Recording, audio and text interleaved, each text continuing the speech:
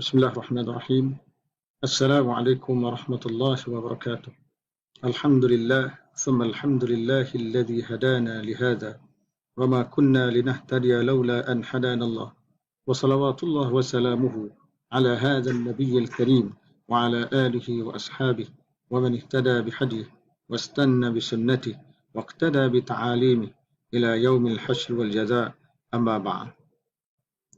إن أريد إلا الإصلاح ما استطعت وما توفيقي إلا بالله عليه توكلت وإليه أنيب ولا حول ولا قوة إلا بالله العلي العظيم. Yang dihormati para ulama, para ustaz, muslimin, muslimat, tuan-tuan puan-puan yang dirahmati Allah sekalian. Alhamdulillah, hari ini kita sedang menjalani ibadah puasa.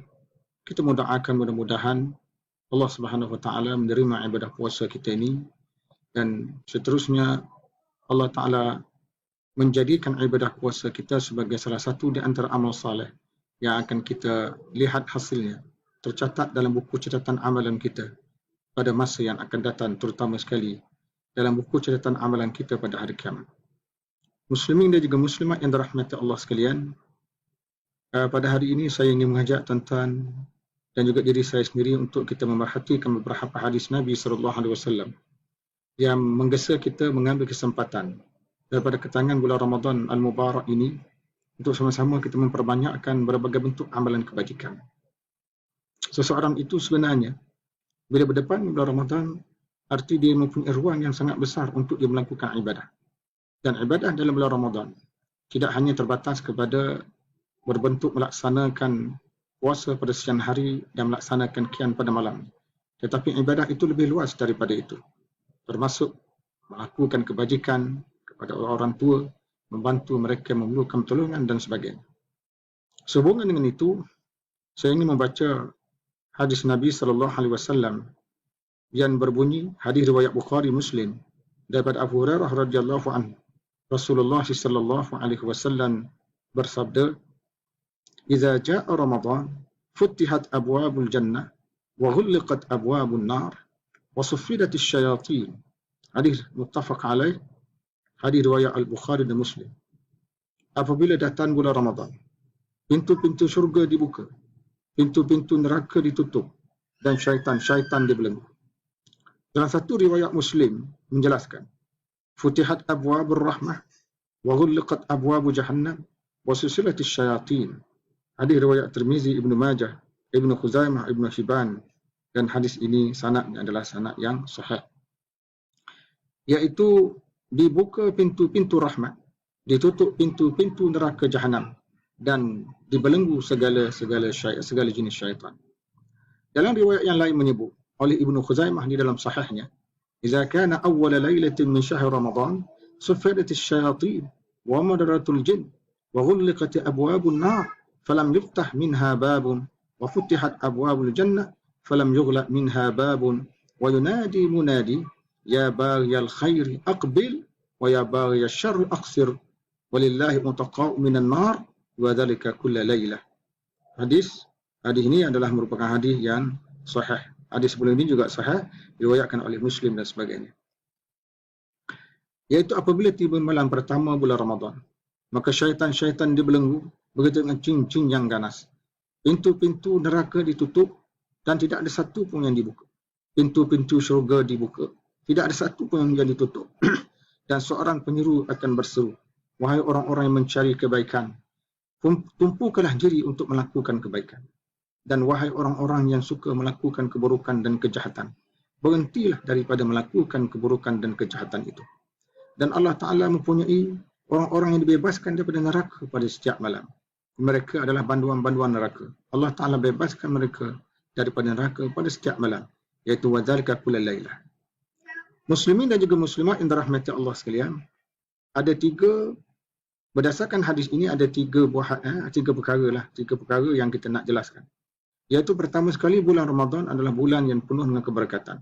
Kerana pada bulan ini Allah Ta'ala membuka pintu syurga, Allah Ta'ala menutup pintu neraka, dan juga Allah Ta'ala membelenggu segala syaitan. Ya, jadi bila disebut Allah Ta'ala membuka pintu syurga, Allah Ta'ala menutup pintu neraka, dan Allah Ta'ala membelenggu segala syaitan-syaitan, Allah Ta'ala membelenggu segala syaitan-syaitan, maka dia membawa maksud ruang untuk kita melakukan kebaikan itu terlalu banyak pada bulan yang sangat berbahagia ini. Sebab tu Syekh Yusuf Al-Qaradawi menyebut di dalam bukunya, dia kata hadza syahru huwa syahru Ramadan, syahrun takthuru fihi asbabul khair wa taqillu fihi asbabus syarr. Dia kata bulan Ramadan ini adalah bulan untuk kita berdepan dengan banyak punca-punca melakukan kebaikan. Dan bulan ini bulan yang mana punca-punca untuk kita melakukan keburukan itu sebenarnya terlalu sempit dan terlalu sedikit. Artinya ruang untuk kita melakukan kebajikan terlalu banyak dan ruang untuk melakukan keburukan terlalu sempit. Jadi kenapa dan mengapa kadang-kadang setengah kita berusaha juga nak melakukan benda yang membentuk keburukan itu. Walaupun ruang untuk melakukannya telah pun disempitkan oleh Allah Subhanahu Wa Taala pada masa kita hidup dunia ini. Jadi disebut sini tuan-tuan mahasiswa sekalian. Syekh Yusuf Al-Qaradawi juga menyebut, dia kata wa abwabul jannah ay takthuru dawa'i ilal khairat. Dia kata apabila dibuka pintu-pintu syurga, maka itu membawa maksud dorongan-dorongan untuk melakukan kebaikan itu terlalu banyak. Dorongan untuk melakukan amalan ketaatan itu begitu banyak. Dan apabila ditutup pintu neraka, bermakna taqillud dawa'i ila syarr, maka kuranglah dorongan-dorongan untuk melakukan keburukan. Pintu-pintu neraka ditutup bermakna ruang untuk kita melakukan keburukan itu adalah sedikit sekali. Muslimin dan juga muslimat yang dirahmati Allah sekalian, cuma apabila kita bercakap tentang kedudukan syaitan ini, tidak semua syaitan itu dibelenggu.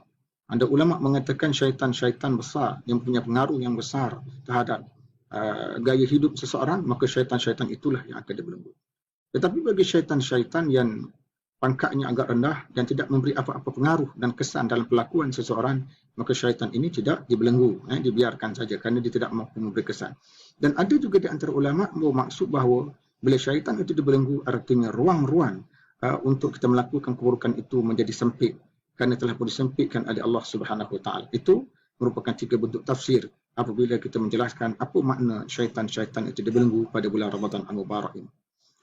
Muslimin dan juga muslimat yang dirahmati Allah sekalian, Allah Subhanahu Wa Taala memberi ruang kepada para hamba-Nya daripada satu ketika ke satu ketika yang lain untuk kita melakukan ibadah kepadanya. Kita diberikan banyak kesempatan pada bulan yang berbahagia ini untuk mendekatkan diri kepada Allah Subhanahu Wa Taala. Tambah pula tuan-tuan, kita kena faham, Allah Taala ini dia menyeru para hamba-Nya daripada jauh dan dia menerima para hamba-Nya daripada dekat. Apabila kita melakukan sesuatu amalan, kita mendekatkan diri pada Allah dengan jarak 1 jengkal, maka Allah Ta'ala akan dekatkan dirinya dengan kita dengan jarak 1 hasta. Sekiranya kita dekatkan diri kita dengan Allah Ta'ala dengan jarak 1 hasta, maka Allah Ta'ala akan dekatkan dengan kita dengan diri kita dengan jarak 1 depa. Sekiranya kita bertemu, kita mengunjungi Allah Ta'ala secara berjalan, maka Allah Ta'ala akan berlari menumpu kepada kita. Jadi inilah tuan-tuan hadisnya. Kalau kita baca ini adalah sebut di dalam hadis Qudsi. Apa ni nak cerita hadis ni? Hadis ni nak cerita dari sudut apa tuan-tuan? Dari sudut betapa bersungguhnya Allah Ta'ala kepada para hamba-Nya supaya hamba-Nya melakukan kebaikan. Sehingga dalam hadis Qudsi disebut wa in taqarraba ilayya shibran taqarrabtu ilayhi zira'. Sekiranya hamba-Ku mendekatkan diri kepadaku dalam jarak sejengkal, maka aku akan dekatkan diri dengannya dengan jarak sehasta. Wa in taqarraba ilayya zira'an, sekiranya dia mendekatkan diriku dalam jarak sehasta, maka akan mendekatkan dirinya dalam jarak sedepa. Dan sekiranya dia mendekatkan diri dalam keadaan berjalan, maka aku akan mendekatkan diri kepada dalam keadaan berlari. Jadi di sini tuan-tuan mahasiswa sekalian, menjelaskan kepada kita iaitu keperluan untuk kita memperbanyakkan amalan ketaatan kepada Allah Subhanahu Wa Taala.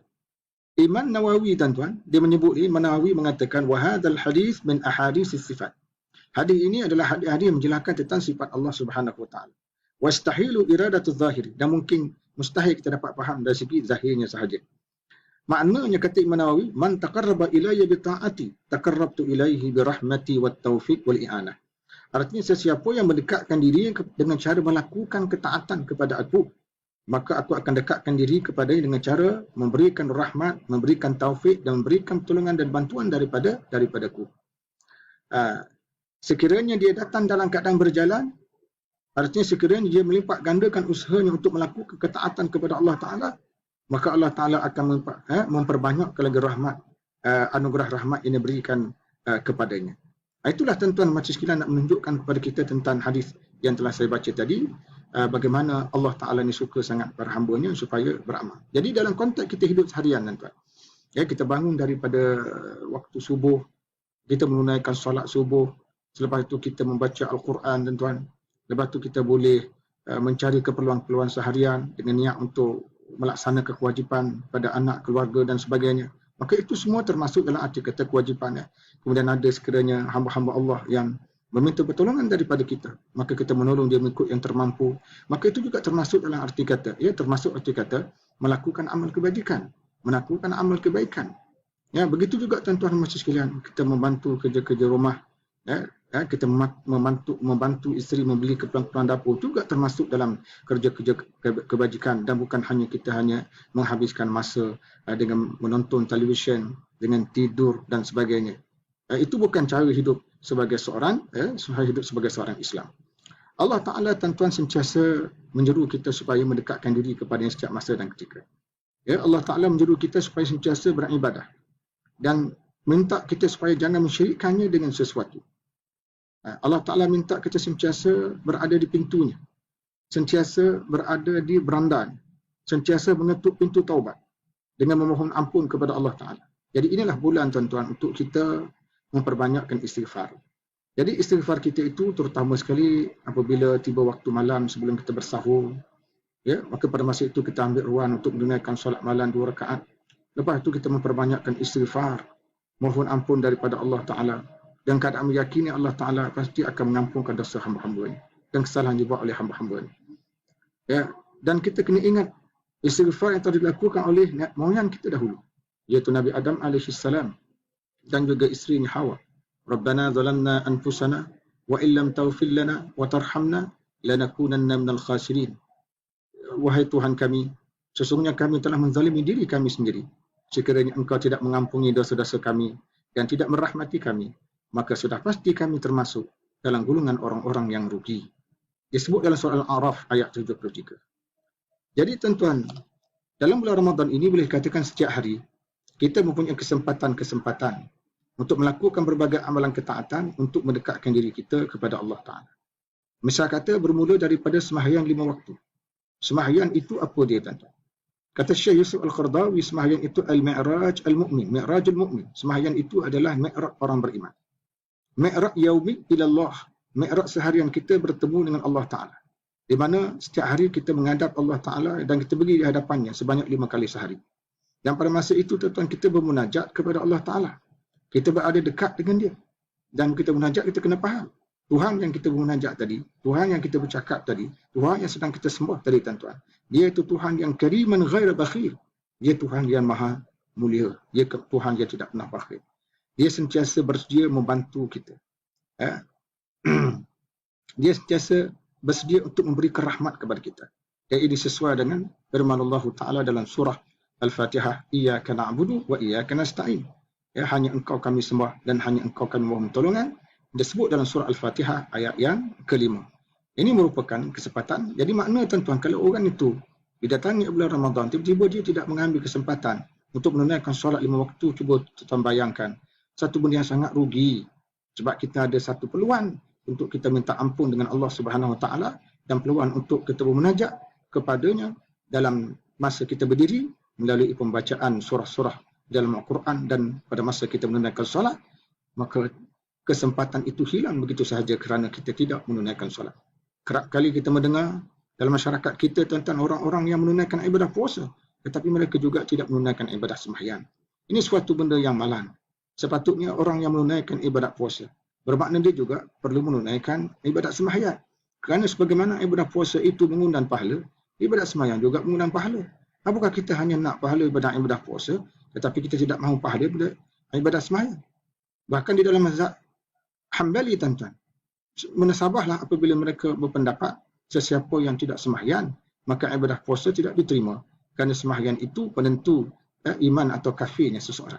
Bila orang itu tidak sembahyang, orang itu menjadi kafir. Bila orang itu menjadi kafir, sembahyangnya tidak diterima oleh Allah Subhanahu Wa Taala. Itu pandangan ulama mazhab Hambali. Tetapi bagi menjadi ulama tuan-tuan, kalau orang itu tidak sembahyang, maka dia sebenarnya berdosa dari sudut tidak sembahyang. Tetapi dalam masa yang sama, kalau dia berpuasa, maka dia tetap mendapat pahala daripada puasa itu, dan puasa yang dilakukan itu adalah puasa yang sah. Muslimin dan juga muslimat yang dirahmati Allah sekalian, kita sekarang sedang berada di sebuah madrasah, di sebuah universiti, Universiti Ramadan. Sebuah universiti yang tidak pernah tutup sepanjang hidup manusia dan hingga akhir hidup manusia. Universiti, selagi mana ada orang yang beriman di dunia ini, maka universiti dan madrasah ini tidak akan tutup. Walaupun sekarang universiti kita tutup belaka. Kita ada lebih daripada 21 buah universiti di Malaysia ini. Bahkan universiti seluruh dunia boleh katakan tutup belaka, disebabkan masalah PKP dan wabak COVID-19 ini. Dan seluruh dunia tutup. Tapi Alhamdulillah, Universiti Ramadan tidak tutup. Ini universiti yang datang daripada Allah Ta'ala. Dengan ada universiti ini memberi satu kesempatan untuk kita, tuan-tuan, memperbanyakkan amalan. Madrasah ini disebut sebagai Madrasah Ramadan. Madrasah ini datang setahun sekali. Kalau sembahyang 5 waktu tadi, tuan-tuan, dia memberitahu pada kita, kita bertemu dengan Allah 5 kali sehari. Artinya kita melakukan kebaikan 5 kali sehari dalam bentuk sembahyang. Kemudian puasa ni pula satu ibadah tahunan. Satu ibadah tahunan, dia tidak pernah cuti, tuan-tuan. Dia tidak pernah bercuti. Allah tidak pernah kita jumpa satu hadis mengatakan dibatalkan ibadah puasa. Ibadah puasa akan terus berjalan. Cuma orang yang melaksanakan ibadah puasa itu sahaja, sama ada dia nak berjalan atau tak nak berjalan, mengikut situasi dia. Kalau dia sakit, dia diharuskan berbuka puasa. Ya, kalau dia tidak sakit, wajib dia menjalankan ibadah puasa. Dan dia sama sekali tidak boleh memain-mainkan ibadah yang sangat mulia ini. Ibadah puasa juga, tuan-tuan, melatih seseorang itu melakukan ubudiyah ataupun pengabdian diri kepada Allah Subhanahu Wa Taala. Kerana bila kita berpuasa, tuan-tuan, terserah kepada kita. Kita nak berbuka depan khalayak ramai, kita nak berbuka secara sulit. Tak ada orang yang tahu melainkan kita sendiri. Tapi bila kita faham itu adalah merupakan satu suruhan daripada Allah Ta'ala yang mendatangkan pahala, maka kita melakukan. Dan kita yakin kalau sekiranya kita meninggalkannya, artinya kita akan mengundang dosa. Maka oleh kerana itu, tuan-tuan, dalam berdepan dengan ibadah puasa ini, kita perlu berhati-hati dan kita kena faham maqasid atau objektif di sebaliknya, iaitu untuk melahirkan hamba-hamba Allah yang betul-betul bertakwa, yang sudi melakukan ketaatan kepada perintahnya, bukan melakukan perintah tadi dalam keadaan malas dan sebagainya. Bahkan, tuan-tuan dan makcik sekalian, apabila kita melakukan ibadah puasa juga bermakna kita berzikir kepada Allah. Kita melahirkan syukur kepada Allah. Kita juga mengelokkan ibadah kepada Allah. Kita juga belajar bagaimana cara kita patut bersabar. Sebab apabila tidak makan, tuan-tuan, emosi kita kadang-kadang terganggu. Maka pada masa itu bagaimana kita nak belajar mengontrol emosi kita ke mana kita berhadapan dengan isteri, dengan anak, hatta dengan kucing-kucing peliharaan kita sendiri. Begitu juga kita belajar bagaimana apabila dalam puasa ini kita pergi tepat-tepat membeli ikan dan sebagainya, kita belajar bagaimana nak bersabar dengan keadaan manusia yang beratur begitu panjang. Begitu juga kita pergi ke bank-bank untuk dapatkan duit, tuan-tuan. Baru 3 hari lepas kita dapat duit, kita nak pergi sana, tiba-tiba kita dapati orang beratur begitu panjang. Bagaimana nak melatih diri kita supaya bersabar? Ramadan itu sebenarnya sabar. Bila kita sabar, insya-Allah ibadat kita akan berjaya sampai kepada waktu maghrib dengan sebab kita sabar. Itu sabar dari sepanjang hari. Betapa pula kita dituntut bersabar sepanjang bulan, tuan. Sampai akhirnya 30 hari atau 29 hari kita berjaya melaksanakan ibadah puasa itu dengan baik. Selain daripada itu, dalam bulan Ramadan juga kita dilatih, tuan-tuan, untuk mempunyai kekuatan, yang panggil kekuatan keinginan. Sebab orang yang punya kekuatan keinginan saja, tuan-tuan, dia boleh melaksanakan suatu perintah itu dengan baik. Keinginan. Sebab itu, tuan-tuan, tengok pencuri dia. Pencuri yang punya keinginan yang kuat, dia boleh merampak bank, yang mana bank itu berada di tempat yang paling strategi dan dikawal oleh penawar yang kuat dengan senjata api yang paling canggih. Kenapa perompak tadi boleh berbuat demikian? Kerana semangatnya sangat tinggi. Semangatnya sangat kuat, tuan-tuan. Semangat sangat tinggi, semangat sangat kuat. Kalaulah semangat sangat kuat ini terdapat dalam kerja-kerja keburukan, kenapa kita tidak gunakan semangat kita yang kuat ini, tuan-tuan, untuk kita melakukan kerja-kerja kebajikan. Sangat bagus, tuan-tuan, apabila kita gunakan semangat kita yang kuat dan tinggi ini untuk kita lakukan kerja-kerja kebajikan, ibadah dan sebagainya. Muslimin dan juga muslimat yang dirahmati Allah sekalian, bulan Ramadan ini sebagaimana yang telah saya sebutkan tadi adalah merupakan bulan yang dibuka pintu-pintu syurga, dia juga dibuka pintu-pintu kebaikan. Dalam masa yang sama ditutup pintu-pintu neraka jahanam dan juga ditutup pintu-pintu neraka jahanam dan ditutup pintu-pintu kejahatan, malah syaitan-syaitan yang menjadi ejen menyebabkan maksud jadi sesat atas dunia ini, tuan-tuan. Maka makhluk ini juga telah dibelenggu. Bahkan seorang penyeru, berdasarkan hadis kita baca tadi, seorang penyeru meniru pada bulan Ramadan ini, ya baghiyal khair aqbil. wahai orang yang mencari kebaikan, tumpukanlah melakukan kebaikan, dan wa absyir, dan gembirakanlah. Dan ya talibal khair, dan orang yang menuntut kebaikan. Sekarang ini di hadapan kita banyak peluang-peluang untuk kita melakukan kebaikan itu. Maka ambillah peluang yang ada. Kemudian bulan ini adalah bulan untuk kita mendekatkan diri kepada Allah. Sama ada melalui amalan yang wajib ataupun amalan dan sunat. Dan kelebihan amalan yang kita lakukan ini adalah tidak sama dengan kelebihan amalan-amalan yang kita lakukan pada bulan-bulan yang lain. Walaupun tuan-tuan hadis yang menyatakan kelebihannya sampai mencecah 70 kali ganda, tapi hadis ini disebabkan oleh kerana dia lemah, maka para ulama sepakat bahawa bila kita lakukan satu amalan dalam bulan Ramadan ini, memang ada kelebihan. Bagaimana bentuk kelebihan? Kita tidak tahu. Cuma hadis mengatakan 70 kali ganda itu, sebagian ulama tidak memakainya kerana menganggap statusnya yang begitu lemah. Tetapi dalam ibadah puasa itu sendiri, tuan-tuan, kalau kita baca, Rasulullah Allah Ta'ala mengatakan, فَإِنَّهُ لِي وَأَنَا أَجْزِي بِهِ. Puasa itu dilakukan kerana aku, bagaimana manusia, maka akulah yang akan membalasnya. Di situ Allah Ta'ala tidak menyatakan pada kita berapa pahala yang akan diberikan kepada kita. Tetapi yang jelas pahalanya sangat besar dan berkali ganda. Ya, cukuplah kita meyakini perkara tersebut, dan cukuplah bagi kita meyakini Allah Ta'ala akan menganugerahkan kepada kita pahala yang besar apabila kita melaksanakan ibadah puasa. Muslimin dan juga muslimat yang rahmati Allah sekalian, tidakkah tuan-tuan kita rasa satu benda yang agak pelik Islam ni? Tuan-tuan menahan diri berlapun dan dahaga sepanjang bulan. Satu hari kita puasa pada pagi, Fajar Sadiq tadi, sampai kepada menjelang matahari terang. Kita tahan diri. Lepas tu kita berbuka, lepas tu kita beribadah dan sebagainya. Esok kita ulang benda yang sama, dan benda ni akan berlalu selama sebulan datang.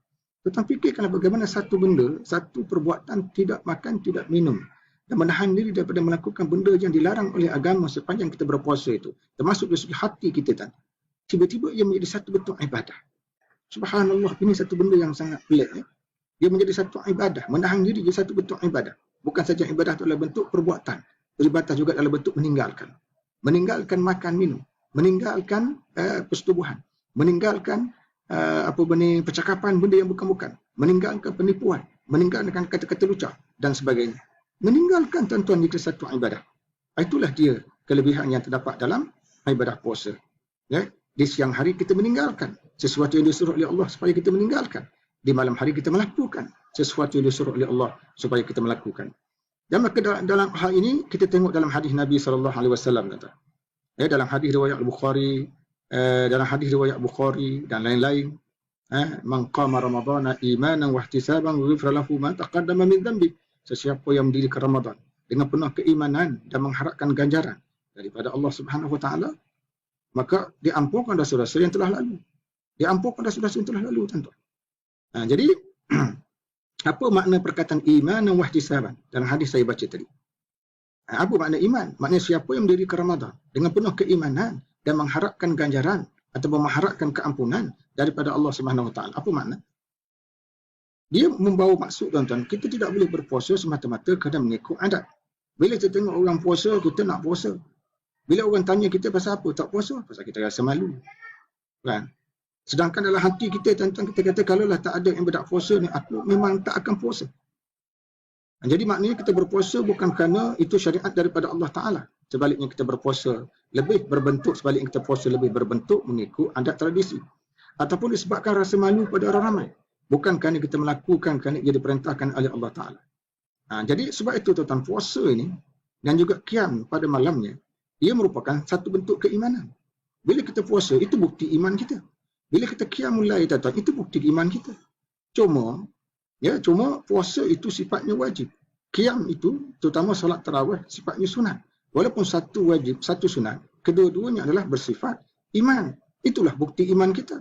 Maka sesiapa yang mendakwa beriman kepada Allah Ta'ala, maka hendaklah kita melaksanakan maksud iman tadi, menerusi perbuatan kita, iaitu kita kena puasa. Begitu juga, tuan-tuan, bila kita puasa bermakna kita yakin dengan janji Allah Ta'ala, bahawa Allah Ta'ala akan membalas apa yang kita buat dengan balasan terbaik di akhirat. Jadi ini orang yang berpuasa. Orang yang berpuasa kepada Allah Ta'ala, ya, dia berpuasa, dia melaksanakan tugas yang begitu penting, insya-Allah dia memahami, orang ini dikatakan sebagai orang memahami makna iman dan juga orang yang memahami makna ihtisab. Jadi tuan-tuan dan sekalian, Seterusnya, ada lafaz di dalam hadis yang kita bacakan tadi. Ya baghiyal khair aqbil. Wahai orang yang suka melakukan kebaikan, maka hendaklah kamu tumpu seterusnya kepada melakukan kebaikan. Tuan-tuan dan puan sekalian, Islam memberi peluang kepada kita setiap tahun untuk kita beribadah 1 bulan dalam Ramadan.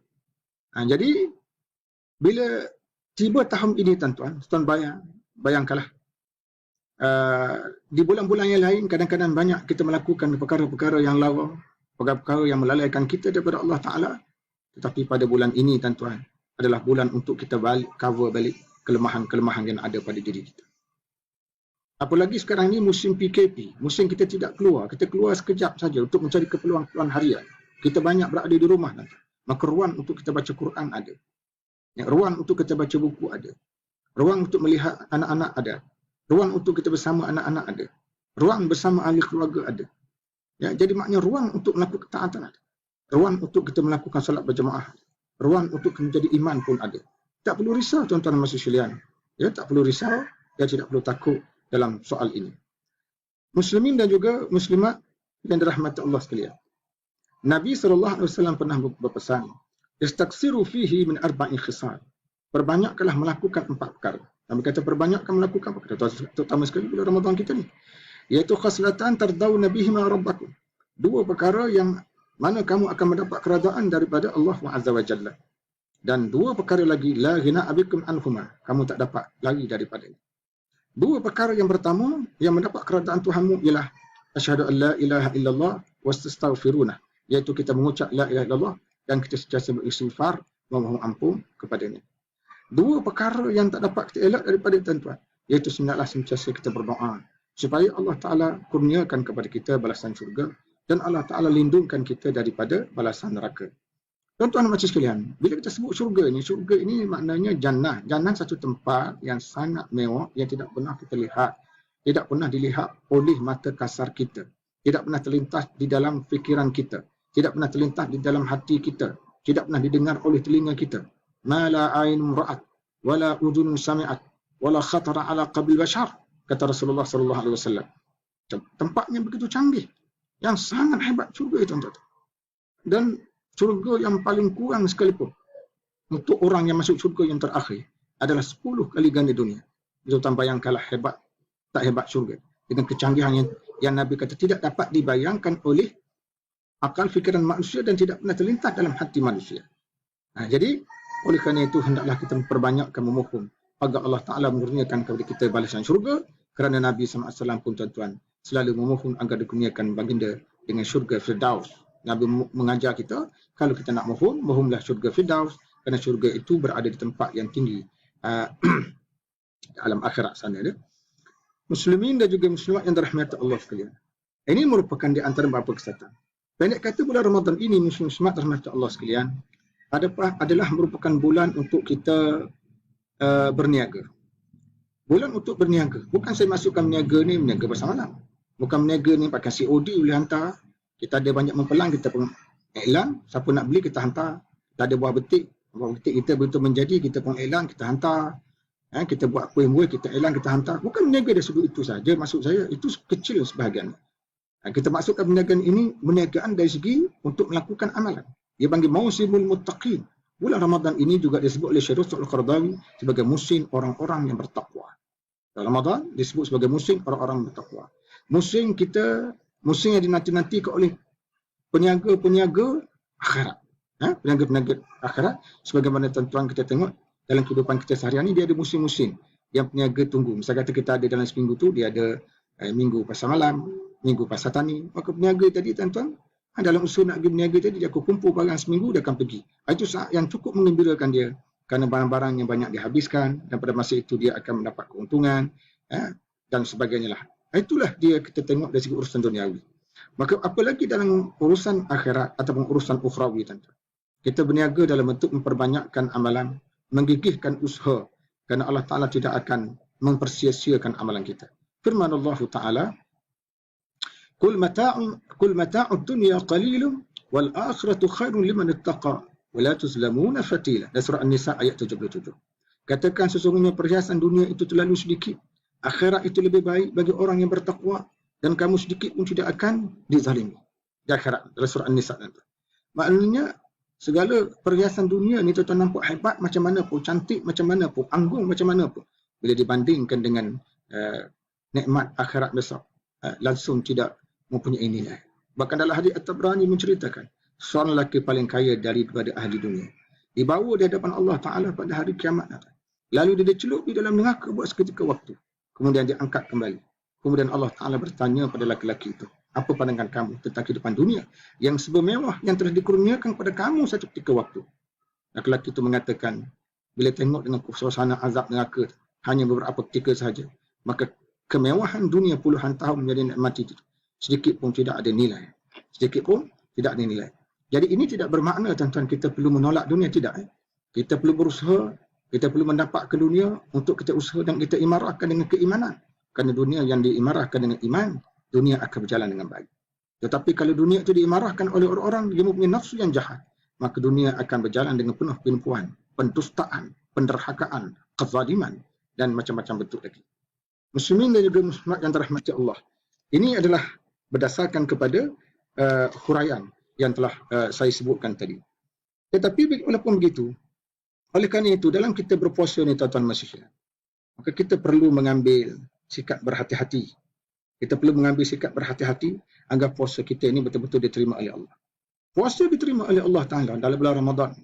Bulan yang saya sebutkan tadi di mana pintu-pintu kebaikan dibuka seluas-luasnya, pintu keburukan ditutup serapat-rapatnya. Maka oleh kerana itu bila kita buat satu benda tuan-tuan, pertama jangan lupa dua perkara. Saya nak pesan dua perkara dan jangan lupa. Pertama, buatlah satu amalan itu dengan penuh keikhlasan.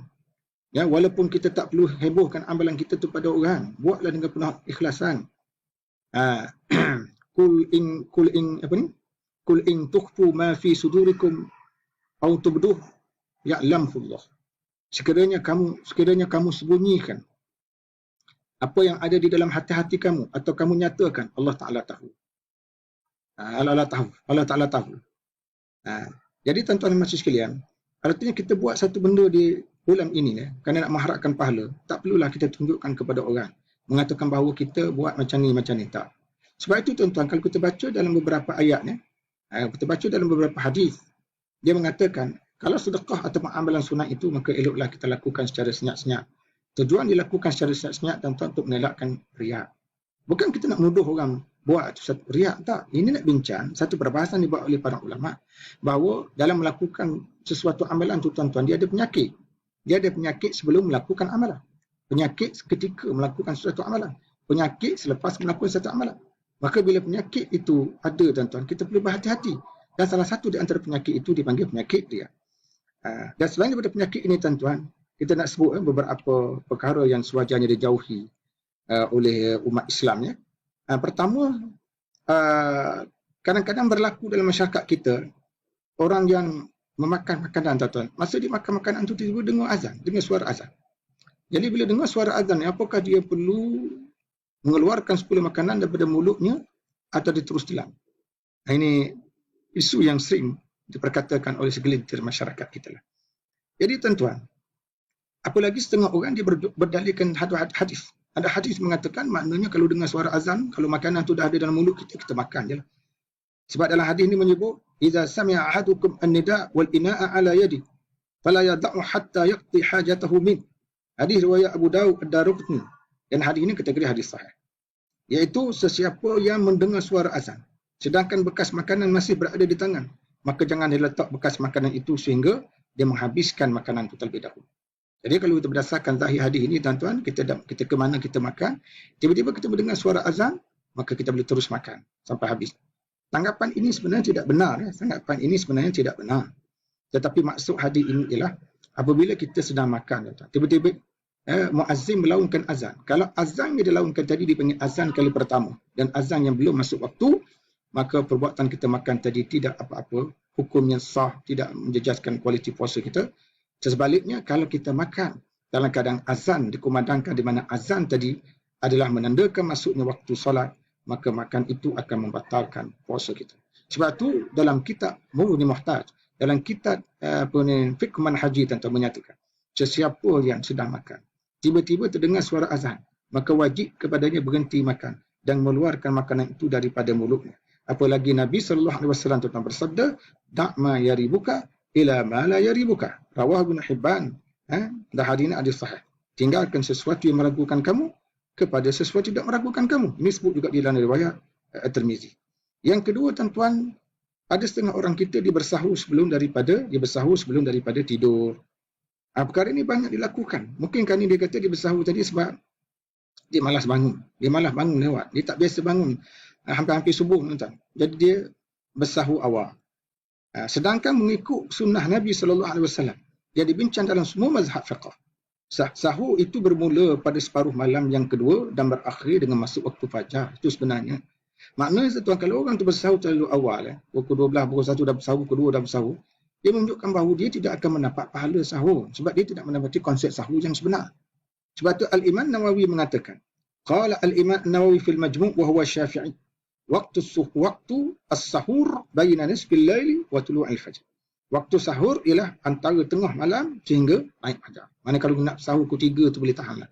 Terlalu awal tuan dia tidak termasuk dalam konsep bersahur. Jadi kita kena jaga kualiti puasa kita sehingga kalau kita nak bersahur pun kita kena betul-betul mengikuti sunnah Rasulullah SAW. Dan kemudian seterusnya, tuan-tuan, kadang-kadang setengah orang dia malas bersahur ni. Sebab apa dia malas? Sebab tabiat dia sebelum tu dia malas bangun. Maka orang seumpama ini kita nasihatkan, tuan-tuan, bangunlah. Bersahurlah walaupun sekadar meneguk segelas air ataupun seteguk air. Kerana bersahur itu sendiri mengandungi keberkatan. Kerana itu di dalam hadis riwayat Bukhari Muslim, Rasulullah SAW bersabda, "Tasahharu fa inna fis sahur barakah." Tasahharu fa inna fis sahuri barakah. Nabi mengatakan, bersahurlah kamu kerana bersahur itu mengandungi keberkatan.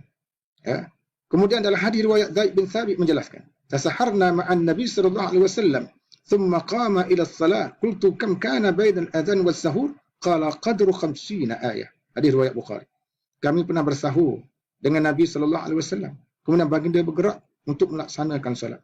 Lalu aku berkata pada ketika itu, berapakah jarak masa antara azan dan sahur baginda? Lalu perawi tadi menyatakan, qadarannya adalah 50 ayat. Membaca 50 ayat. Membaca 50 ayat Quran. Itu maknanya jarak antara azan dan sahur. Kemudian seterusnya, tuan-tuan masih sekalian, kita bagi yang keempat, iaitu tidak bersama iman daripada awal hingga akhir. Jadi maknanya, walaupun kita sekarang menunaikan salat tarawih di rumah, ya setiap orang kita sedang berusahalah nak jadi tu iman. Walaupun dia tidak pernah jadi iman. Selama ini dia hanya melihat iman ada di hadapan. Kita kena ingat tugas seorang iman ini bukan satu tugas yang senang. Kita selama ini kita hanya pandai komplain iman. Kita kata iman ni baca panjang. Iman ni baca tak sedap. Suara iman ni tak dengar. Suara iman ni cepat. Macam-macam kita komplain. Maka hari ini, kita sekarang dilantik oleh Allah Ta'ala, kita menjadi iman. Maka amatlah rugi kalau seseorang yang mengaku sebagai suami, tiba-tiba kita melari ke tanggungjawab daripada menjadi iman untuk anak-anak dan isteri kita. Ambillah peluang ini, tuan-tuan, untuk jadi iman. Bagi memenuhi konsep sebenar kita sebagai ketua keluarga yang bertanggungjawab mencari rezeki dan juga bertanggungjawab dalam soal ibadah. Jadi kita jadi iman. Jadi iman, kita cuba latih anak kita supaya sembahyang tu jangan suruh dia lagi. Biar diikuti sembahyang kita sampai kita akhirnya memberi salam. Ya, kerana sembahyang yang diikuti dengan sehingga iman berakhir, barulah kita akan mendapat pahala yang penuh. Kerana berdasarkan hadis sahih, hadis riwayat Tirmizi, Nasa'i dan Ibn Hibban, Nabi SAW mengatakan, "Innahu man qama ma'al imam hatta yansarif huwa kutiba lahu qiyamul lail." Sesiapa yang berdiri bersama dengan iman sehingga iman berakhir, iman beredar, iman selesai melaksanakan salat, dituliskan untuknya pahala qiyam satu malam. Pahala qiyam satu malam. Jadi maknanya kita lakukanlah. Cuma bagi bapa-bapa ni, tuan-tuan, yang tak biasa sembahyang tarawih, tidak perlulah kita membaca ayat yang panjang-panjang. Kita boleh baca ayat-ayat yang lazim. Kerana dengan merujuk dalam kitab-kitab fiqh yang muktabar, kita tidak temui, tuan-tuan, satu kenyataan daripada Nabi SAW supaya kita membaca ayat-ayat yang panjang-panjang. Tidak ada. Baca ayat pendek pun tak apa. Yang penting kita boleh menjadi iman. Ya, boleh menjadi iman. Dan tidak perlu gementar. Selama ini, tuan-tuan, sebagaimana saya sebutkan tadilah, imam ni bukan senang. Orang nak jadi imam tu sebenarnya nak pergi ke depan tu satu hal. Dia nak betulkan bacaan dia satu hal. Dia nak menjaga khusyuk dia satu hal. Dia nak menghilangkan rasa takutnya kerana di belakang dia tu ada datuk, ada tan sri, ada ulama besar satu hal. Sekarang kita buat di rumah kita. Kita tak ada datuk kat belakang kita. Yang ada kat belakang kita tu isteri kita, tuan-tuan. Apa nak takut pada dia? Cuma mungkin selepas pada sembahyang tadi, isteri akan memulang paku buah keras lah. Ada beberapa perkara yang tak setuju masa kita sembahyang. Sebab Kita sebelum sembahyang dan tuan, bila kita bercakap dengan isteri kita, kita akan mengulas, kita kata simpulan itu, sembahyangnya begini, sembahyang begini. Tapi bila saat kita menjadi imam, barulah kita melihat lutut-lutut kita mula bergegar. Lutut-lutut kita mula bergegar. Kita mula merasai nak kencing, sekejap-sekejap nak kencing, sekejap-sekejap nak kencing. Dan kadang-kadang, yang lebih teruk daripada itu, kita mengulangi bacaan kita, ulang beberapa kali sebelum kita menghabiskan sesuatu ayat itu. Sebenarnya bolehlah kita membaca Quran melalui Al-Quran. Pegang Quran kecil itu, kita bacalah beberapa ayat. Itu mudah saja. Dan apabila selesai setiap 2 rakaat atau 4 rakaat, tuan, kita perlulah kita selawat di celah-celahnya. Kerana selawat itu adalah merupakan tradisi masyarakat Melayu saja. Dalam hadis Nabi tidak disebut. Maknanya kita sembahyang 2 rakaat atau 4 rakaat, kita nak buat apa-apa amalan soleh, boleh nak baca Quran, boleh nak istighfar, boleh nak tasbih, boleh nak berselawat, boleh apa-apa kita buat pada masa itu. Jangan terikat sangat dengan cara ini buat di masyarakat sekarang. Bila kita terikat sangat dalam itu menyebabkan kita jadi jam. Kita duk mikir macam mana aku nak berselawat ni. Nak menghafal selawat tu pun amat sukar. Tuan-tuan, apalagi sekarang nak beli buku perukunan semayang yang cerita tentang selawat tu dalam semayang tarawih. Amat sukar dibeli buat masa ni sebab kita berdepan dengan PKP ni.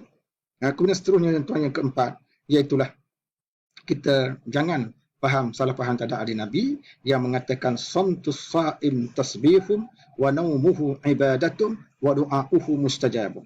Iaitu diam orang berpuasa itu tasbih, tidur orang berpuasa itu satu ibadah, dan doa orang berpuasa itu sangat dimustajabkan oleh Allah Ta'ala.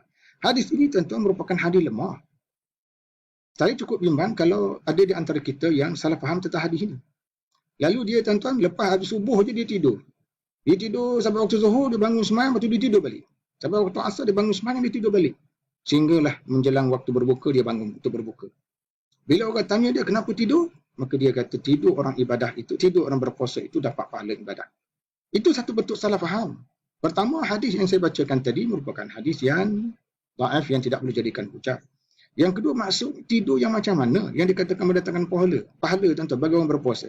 Tidur yang mendatangkan pahala bagi orang berpuasa ialah apabila kita tertidur, bukan sengaja tidur, kita terletih sangat, sambil-sambil membaca Quran dan sebagainya. Setelah kita melaksanakan kewajipan, kita terletih, kita tertidur, maka tidur seperti itulah disebut sebagai tidur orang yang berpuasa mendatangkan pahala. Dan akhir sekali tuan-tuan maksud sekalian, kita hendaklah memelihara diri daripada perkara yang membatalkan puasa. Bukan saja perkara membatalkan puasa, perkara membatalkan pahala puasa pun dijaga. Iaitu perkara yang menyebabkan objek kualiti ibadah puasa kita terjejas. Jadi tuan-tuan, kita kena jaga juga. Jangan jaga bangan tak makan, tak minum saja. Jaga hidup tu. Kita kena jaga percakapan kita. Walaupun nak marah macam mana, jaga percakapan kita. Jaga tangan kita. Jaga pertuturan kita. Jaga mata kita. Di rumah, kita berada di rumah sepanjang masa tuan-tuan. Sebab tu kita kena pantau anak-anak kita yang melihat dalam filem. Pastikan tak ada benda-benda yang tak senonoh dalam filem tadi. Mata tu kena pantau. Begitu juga dengan perut kita. Pastikan makanan-makanan yang kita berbuka adalah sumber yang halal. Dan satu perkara yang saya nak ingatkan tuan-tuan. Kita berbuka ini hendaklah kita berpuasa ini kerana Allah Ta'ala. Maka janganlah kita meranakkan ibadah puasa kita pada masa kita berbuka puasa. Macam mana tuan-tuan? Iaitu apabila kita berbuka puasa, kita lepas kita berbuka dengan mengambil buah kurma, kita misap rokok. Misap rokok ni benda yang haram. Menjadi ulama sekarang dah kata haram, atau tinggalkanlah merokok tu. Berhentilah, belajarlah.